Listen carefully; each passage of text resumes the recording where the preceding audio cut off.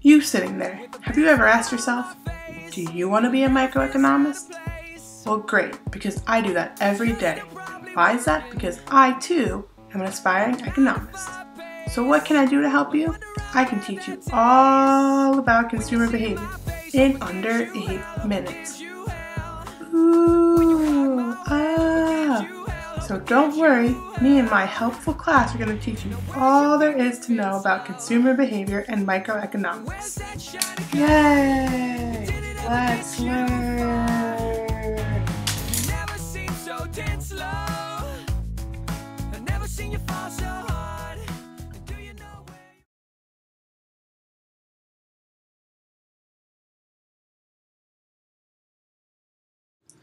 Hi, my name is Jessica. I like to buy paper clips. When I get paper clips, I get 1 Udall of happiness, which means every time I buy paper clips, I get really happy. Look at me smiling because my paper clips, I'm so happy.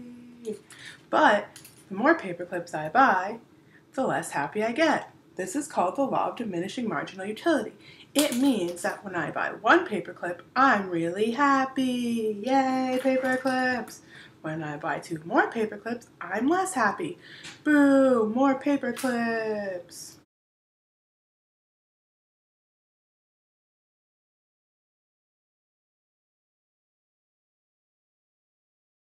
There's 4 main things that affect what consumers buy and why they buy them. This is them. I'm going to explain to you the 4 different aspects of the theory of consumer behavior. The first is rational behavior. That means that people act in a way that benefits them. The second is preferences. Preferences state that people prefer one brand over another. So, for example, my favorite is Corn Pops, and Cheerios are on sale. I will buy Corn Pops. Why? Because I prefer them. Look at me being a popsicle stick. The third is budget constraint.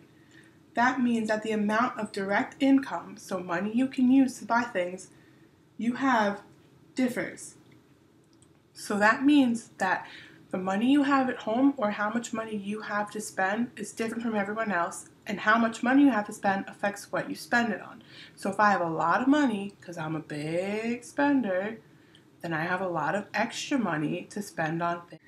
Finally, the last one is prices. As prices go down, the amount of that product people want goes up. That makes sense because nobody likes to pay a lot of money for something they can pay a little bit of money for.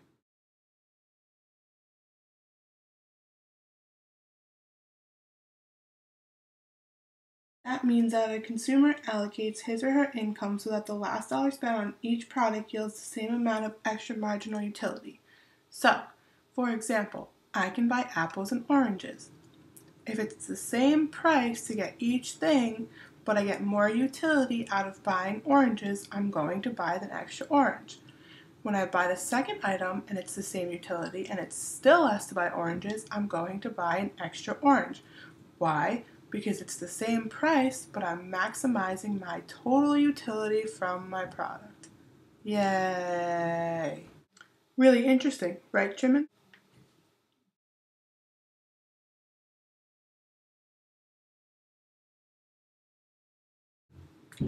The income effect is the impact that a price change has on the consumer's real income. For example, if the price of a product goes up, but your income stays the same, you're more likely to buy a different substitute product for that. That ties in with the substitution effect. The impact of a price change in a product's price and what it has on relative expensiveness. So, if there's 2 similar products, for example, an iPod and an MP3 player, and the price of the iPod goes up, people are more likely to buy the less expensive MP3 player because it's less money for the same thing.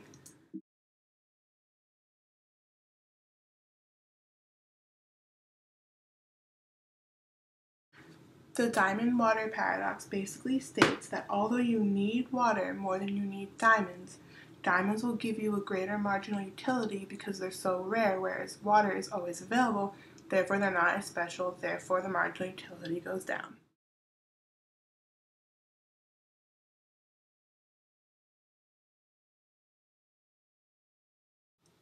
Opportunity cost is what you're sacrificing of one product for another. For example, if you have two different products, apples and oranges, it's how many apples you sacrifice for oranges or how many oranges you sacrifice for apples. This is also important with the concept of time because marginal utility and utility has a lot to do with time.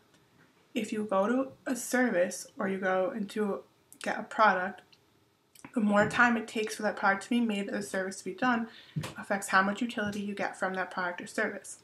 If it's a fast amount of time or it does not take very long, you're more likely to go back and you're more likely to have a greater marginal utility every single time you go.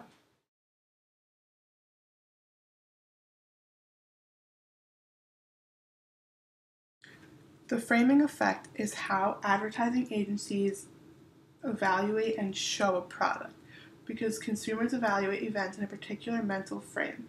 So all the new information that they get alters the frame in which the consumer defines whether the situations are gains or losses. This is how they advertise what product. If they put it in a particular mindset that consumers all think in, it'll apply to them more, therefore they'll be more likely to buy that product or be interested in that service.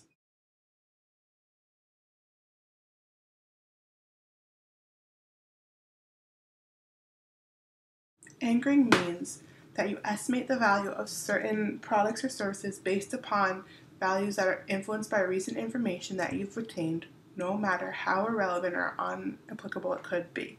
So, if you hear someone saying, oh, bubblegum makes 25 cents, that's how much it makes to produce it, you're going to think it's 25 cents regardless of how correct or incorrect that information is.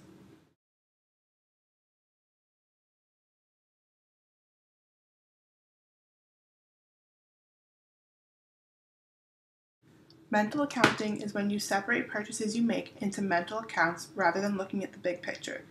Therefore, when you buy something, in your mind you say, this is how much money I have, that is how much money I've spent, and this is how much money I will no longer be able to use on something because I just spent it on a new pair of shoes.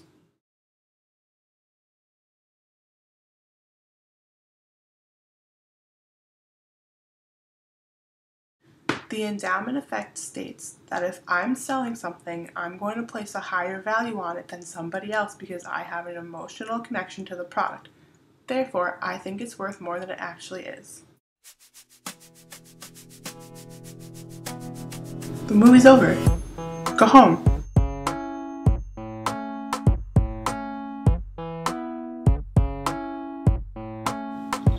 No, seriously, why are you still here? It's over.